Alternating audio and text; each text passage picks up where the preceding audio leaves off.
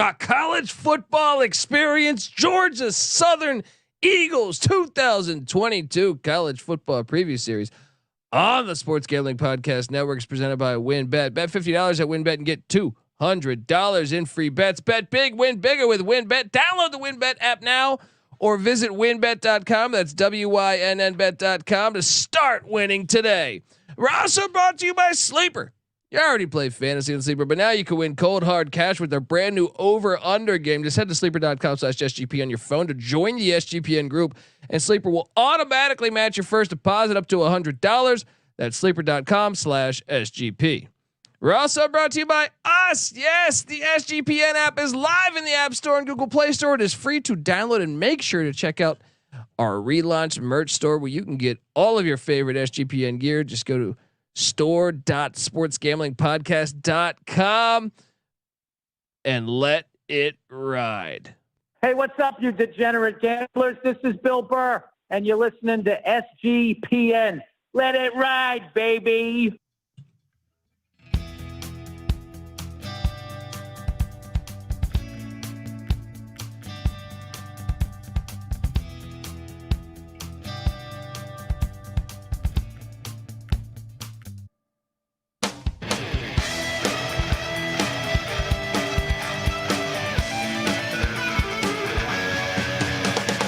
Yes, yes, yes. Woo! Welcome to the college football experience. Georgia Southern Eagles season preview. Oh yeah.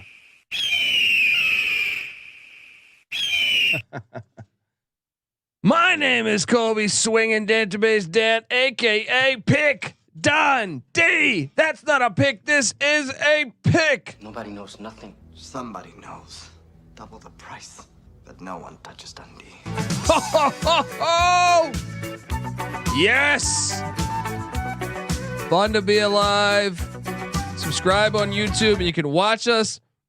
Shout out to the graphics department for delivering these awesome Georgia Southern graphics.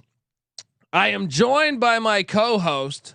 Give it up for former JMU Duke defensive back, the burrito eating, sideline kiss stealing, wheeling and dealing, Patty C in the place to be. Hi, well. Oh yeah. My favorite jam. Colby and I sing this to each other.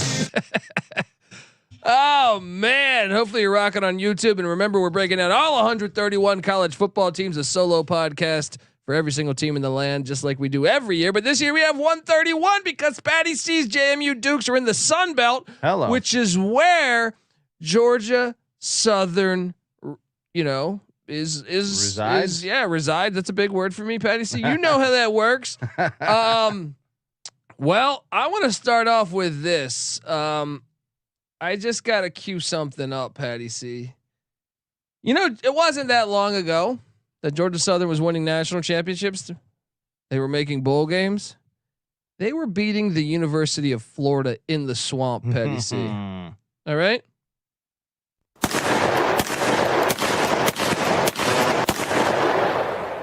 There it is.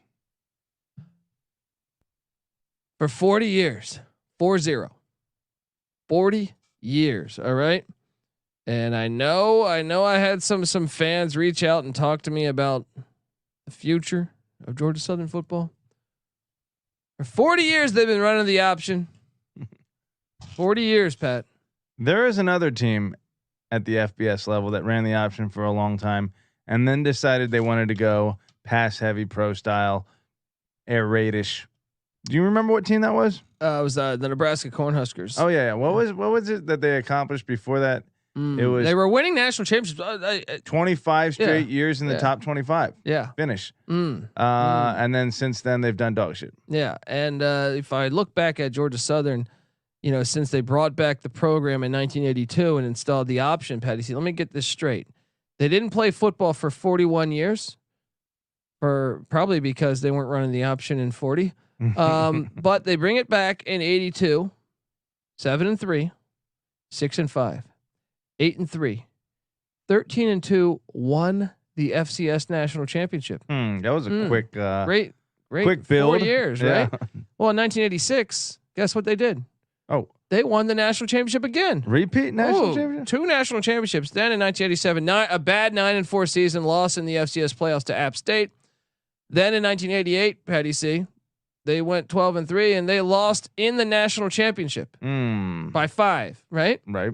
Then in 1989, they won the national championship again. Can you say blue blood? Maybe not yet. In 1990, you know what they did, Patty C? What's that? They won the national championship again. So would you say in the first 9 years of their program, since starting it back up by running the triple option, they were in the national championship 5 times in those 9 years? Yes. Winning it 4 times? Yes.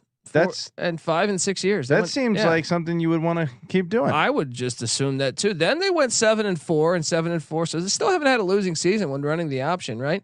Then they went 10-3 in 1993, and they did lose to Youngstown State in the playoffs, right? But then they followed up the next year with the 6-5 season, a disappointing 6-5 season, right? Still a winning season, Patty C. Then 9-4, right? And they made it to the FCS playoffs. They did get stopped by the Montana Grizzlies in '95 and Dave Dickerson, but then in 1996, flag on the play. This is it. 96, the first losing season.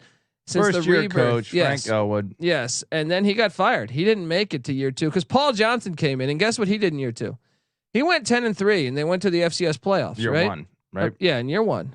Paul Johnson, 10-3, FCS playoffs. Then year 2, they went 14-1. They lost in the national championship, right? Mm-hmm. Then that's in 98. And in 99, they guess what they did? They won the national championship, Petty C. Right? Yeah. Then in 2000, you know what they did? They won the national championship again. Ooh, so let's see here. 19 years of existence at this point.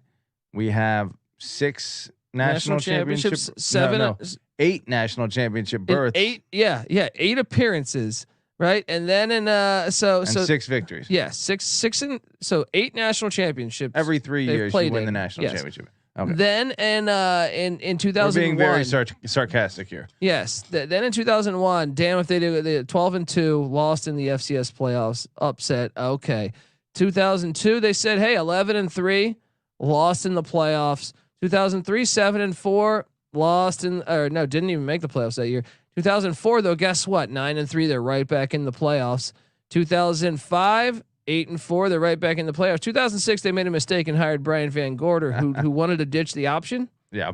Well, he went 3-8, and then he was. We're fired, really going through the entire history of this program. We need to. Then in 2007, Chris Hatcher went 7-4, winning season. 2008, 6-5. 2009, 5-6. And then, hey, let's focus on bringing back option football. Every time this team had a losing season in their history, they fired their coach. Well, and also, but they would bring back triple option. The times they exactly. Jeff Monken comes back to town, 10-5, lost in the FCS playoffs. Well, then 11-3, lost in the FCS playoffs. Then 10-4, lost in the FCS playoffs. To North Dakota State. Yes. Then they said, guess what? We're going to the FBS, right? So then they went 7-4. They were ineligible for the FCS playoffs because they were jumping up to the FBS.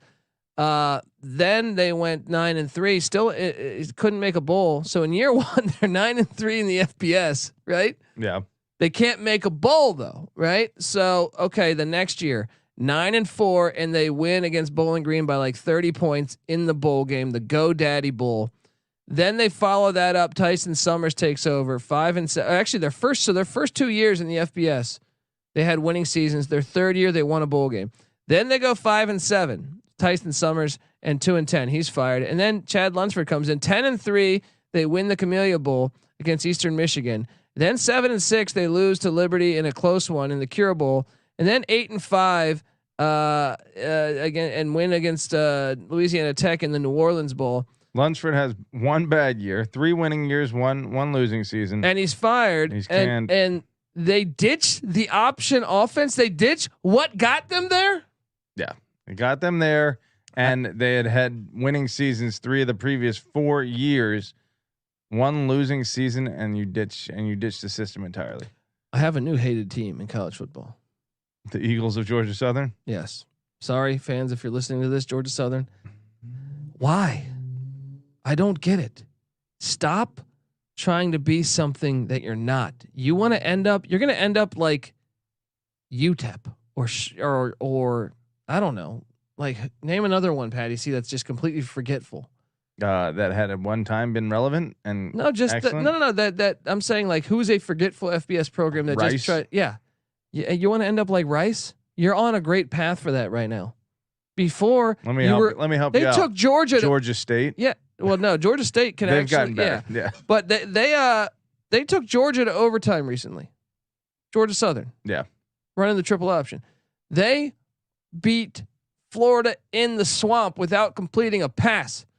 What you had was working. What the fuck are you doing? Guys, you produced Paul Johnson, Jeff Monken, and Willie Fritz. Right now, you just go hire Monken's OC or Niamatolo's OC and you're good. Yeah. You bring in Clay Helton? I lost my appetite for college football, Patty C. 4-8 at USC. And this is the guy you're bringing in. I'm sorry. If you're going 4-8 at USC, I'm just going to go ahead and say you're probably not going to be very successful at Georgia Southern. Clay Helton's 46-24 as a head coach. Look, and I got nothing against Clay Helton. I just got something against ditching the option offense when it's been fucking magnificent for you for 40 fucking years. All right, we've laid into him for long enough. I'm sorry. Patty C, Clay Helton. Do you like that hire? Let me pull up what Clay Helton. He's 46-24 as a head coach. He's had some decent years, but again, like you've mentioned before, at USC, that's kind of an expectation. You have an advantage on pretty much everyone in the country. I always thought certainly everyone on your schedule. I always thought the things that jumped out to me at USC is I thought they never seemed to be well prepared. I always felt like they would get offsides penalty, like just they didn't have discipline on. I just felt like they always seemed unprepared for me. Now the talent would save them, and they had some 9-win seasons. But I mean, look, I went to a bunch of USC games. I mean, I've seen right here. You get them on TV all the time. I mean, kids will be kids, but I think an example of what you're saying is during the COVID year, UCLA was having a decent year. In fact, I think they were maybe playing for a trip to the Pac-12 championship. USC won that, and their fans run over to the UCLA sideline and start talking trash. Well, I wasn't even talking about that. Discipline. I'm just talking about like big penalties at the wrong times. They get a pick six and someone's off. It just seemed like I think they're all tied together. I think if there's a general lack of discipline as a focal point in the culture, that's some shit you don't see with Nick Saban. You never see his teams lack discipline. That is a coaching thing. So I'm just wondering, like, if I wonder if every Georgia Southern fan is sitting there saying, "What the fuck did I do wrong?" Because they got rid of it. I don't understand this hire. It never made sense to me. And like I said, I know some Georgia Southern fans reached out to me. They told me, "Hey, you should watch out because this team, they're going to be good." Well, maybe they will. Maybe they will. We'll see. That's the best part about sports, Patty C. You get a chance to prove it on the field. We're not. We've eaten crow a few times in our life, but again, we've seen it a number of times where teams think they're making this transition. Hey, we are something we're not, and we're going to be able to play at this elite level. We're Nebraska. We winning for 25 straight years. We can become Texas. Oh, no, you can't. The reason you are who you are is because of what you've done. You're going to become Iowa State. Yeah. Well, they got 5 starters back on offense. Brian Ellis is the new OC. They were 115th in scoring offense, 32nd in rush offense, 124th in pass offense, 107th in total offense. Remember, this coach got fired. Wasn't there an incident where like the player was chugging a beer on top of the bus? So I thought it was fantastic. It's kind of what I thought college football should be. Right. But talk about like what's wrong with a kid chugging a beer on a bus? The exact same thing he should be doing. Why you go to Georgia Southern or why you go to any college football team? You win a football game. You talk some shit to the rivals. You jump up on top of the bus. You chug a beer. I thought that was kind of the purpose of life, Patty C. Right? Right. That's like kicking a dog for fucking. Well, I don't believe in kicking dogs, but I mean, I got you. That's like kicking a dog for bringing you your beer, out of the fridge. You don't do that. It's just idiotic. You're sending the wrong lesson. A guy's drinking a beer on top of a bus, and you're going to punish him. Yeah, I don't see anything. What are wrong we with doing that. here, guys? I thought, if anything, he needs a standing O. All right. Well, guess what, Patty? See, 4 of 5 starters are back on the offensive line, so maybe we will be eating crow. Led by left tackle Brian Miller, tight end Bo Johnson's back. Hey, I feel like your football teams always do better if you got a guy named Bo Morgan, Bo Jackson. Here's the real thing. Quarterback, obviously you want to get passing quarterbacks, and they went out and they got some, and we're going to talk about that in the transfer portal. I don't know if Vantrease qualifies as a passing quarterback per se, but we will talk about that. Well, on the defensive side of the ball, defense coordinator Will Harris comes in from Washington. He was with Jimmy Lake. They were the 101st scoring defense last year. They had the 65th rush defense, 126 pass defense, and charted at 110 overall. I felt like this team quit mid-year, so yes, they were bad. They only have 4 starters back on the defense, but they do get 2 of 3 back on the defensive line, led by defensive end Justin Ellis. They're breaking in brand new linebackers, and they got 2 of 4 back in the secondary, led by Justin Birdsong. And they have, get this though. This is what maybe they're a sneaky team. Maybe I'm gonna eat shit this year. They have 10 players that could be playing their 6th or 7th year of college football this year. Jeez. They got 10 Chris Winkies. Right. Experience not an issue apparently. Not an issue. So we're gonna hop in. We're gonna talk transfer portal. But first, I gotta get us paid. I want to tell you that the college football experience, Georgia Southern previews, brought to you by WinBet. Yes, bet $50 at WinBet, get $200 in free bets. Bet big, win bigger with WinBet. Download the WinBet app now or visit winbet.com. That's WINNBet.com and start winning today. We're also brought to you by Sleeper. You already play fantasy on Sleeper, but now you can win cold hard cash with their brand new over/under game. Just head to sleeper.com/SGP on your phone to join the SGPN group, and Sleeper will automatically match your first deposit up to $100. That's sleeper.com/SGP. We're also brought to you by us, the SGPN app. Yes, make sure to check them out. Us out. We just relaunched our merch store where you can get all your favorite SGPN gear. So just go to store.sportsgamblingpodcast.com. And we're also brought to you by IP Vanish. Did you know that browsing online using incognito mode doesn't actually protect your privacy? That's right. Without added security, you might as well be giving away all your private data to hackers, advertisers, your ISP, and other prying eyes.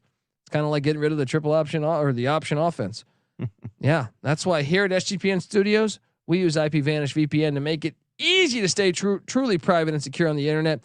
IP Vanish helps you safely browse the internet by encrypting 100% of your data. That means your private details, your passwords, your communication, your browsing history, and more will be completely shielded from falling into the wrong hands. Even your physical location will be hidden.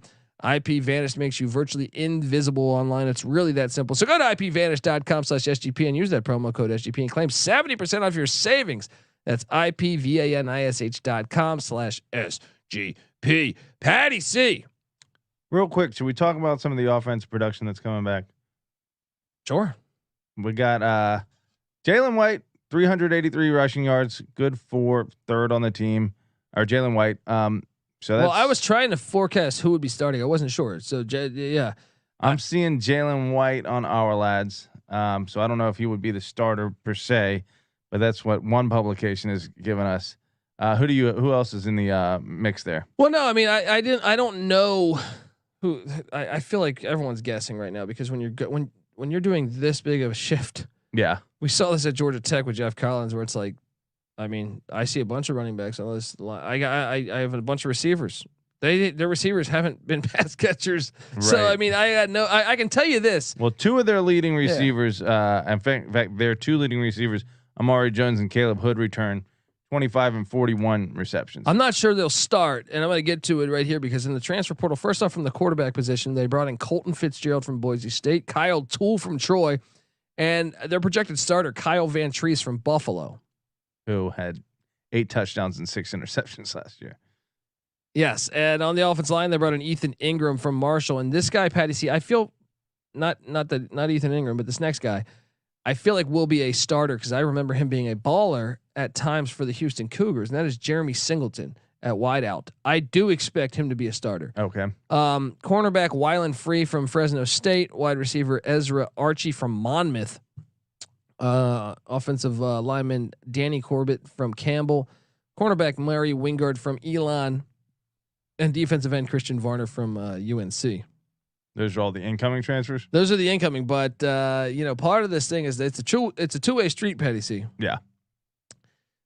Currently in the port, they lost these guys: running back John Wesley Kennedy, safety Jalen Howard, quarterback Cameron Ransom, linebacker Michael Edwards to East Carolina, cornerback Josh Trice still in the portal, wide receiver Jordan Bennett still in the portal, defensive end Nick Mercer still in the portal, tight end Sean Pelkison still in the portal, safety Monte Maxwell still in the portal, quarterback Justin Tomlin still in the portal.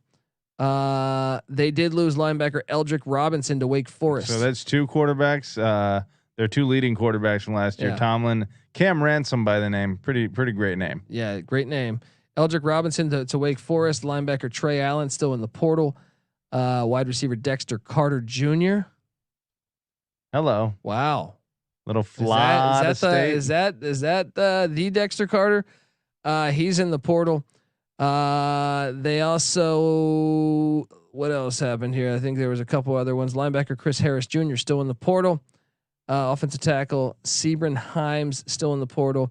Seth Hodges, their linebacker, still in the portal. Cornerback Justin Harris still in the portal. Quarterback James Graham still in the portal. Whew. I would say they've lost the transfer portal, but I kind of expected that when you're going from the triple option to a pro style. That hurts, dude. I'm looking at their stats from last year. I mean, we heard all their quarterbacks transferring out. Seems like it's not the worst thing in the world. Between all of them, 5 touchdowns and 12 interceptions on the year last year as a unit. They were a bad offense last year. Vantrease with his 8 touchdowns and 6 interceptions, looking like Brady. Right, exactly. But that said, if you have a quarterback that threw for 1,800 yards and almost a 50-50 touchdown interception ratio, and you're planning on, running the spread option or the air raid, you're. It's true. I don't care what your friends told you that they're going to be good, dude. Your quarterback hasn't proven. Kyle Vantrease for the first 2 years of his career threw 43%. Now, granted, he has improved to 63% since then, but he's still not a proven commodity. Yeah, and I mean, I don't know what to expect from Georgia Southern this year. I think they're going to be shitty because I feel like every team that's ever went from the triple option to a regular offense, maybe Nebraska in year one was average. I feel like, but I mean, I know Georgia Tech most recently has been trash.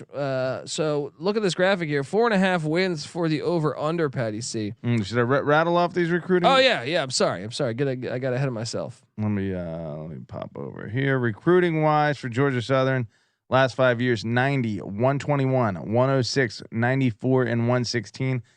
Kind of irrelevant on the national but considering scale. They were winning that many games, again, why ditch the option? Why ditch the option? Well, I'll tell you what. While it seems like they were one of the least talented teams in the country, and that kind of might be true within their own conference, relatively talented.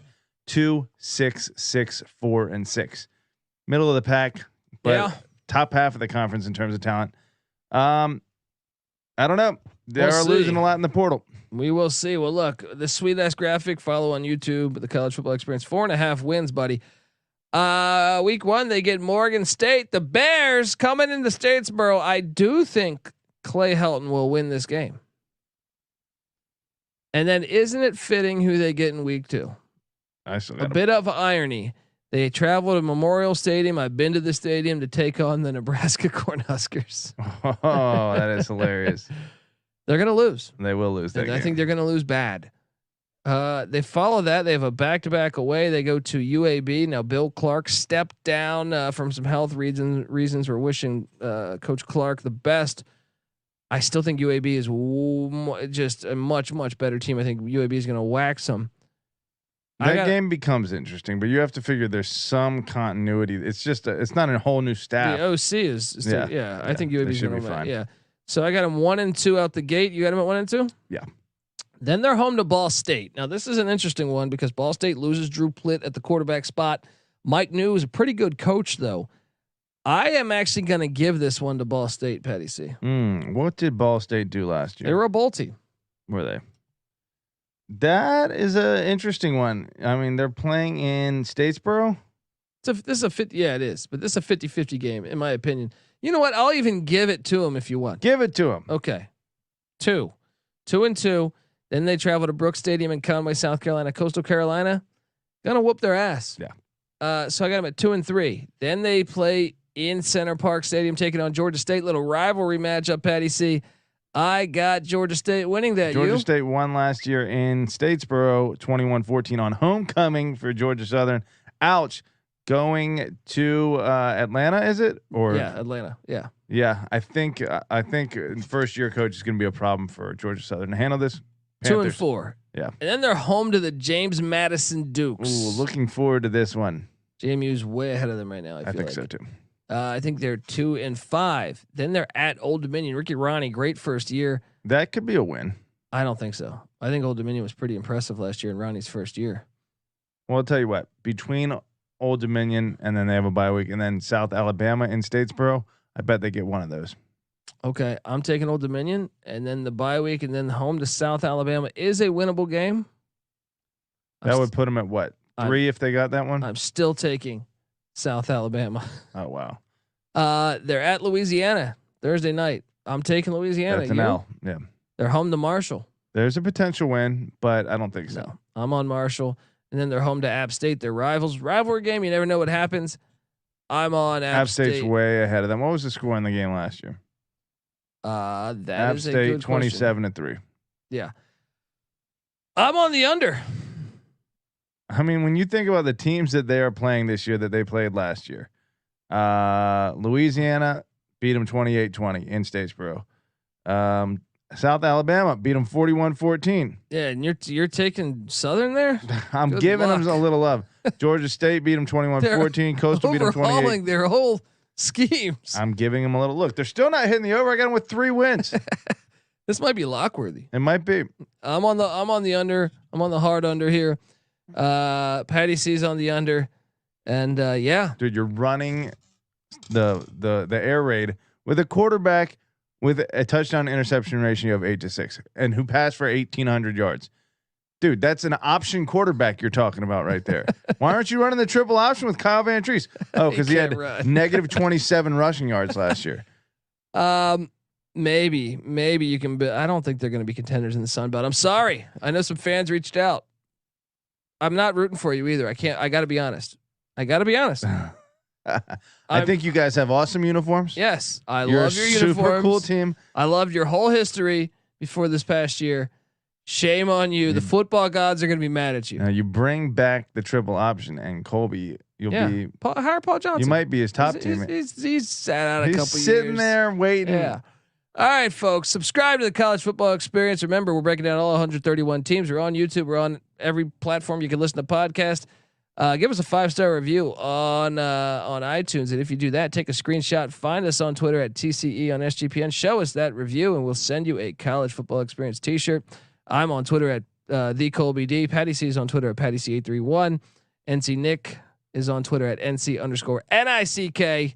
And the Sports Gambling Podcast is on Twitter at the SGP Network. Give us all a follow and get the SGPN app. I think you'll dig a lot of our other shows. We also host the College Basketball Experience, where we talk college basketball year round over there. We talk college football year round over here. We also host the USFL Gambling Podcast and the College Baseball Experience. Shout out to Noah Beanick. All right, folks, check out all those, and also check out the Golf Gambling Podcast. Great stuff. Our whole team. Whether it's golf, whether it's whatever sport, you get MLB Gambling Podcast, all this good stuff. Check them all out. I think you'll appreciate it. You'll get all of that via the SGPN app. So do that. And I think you'll be like, hey, you'll be like, these guys kind of kick ass. All right. So grab that.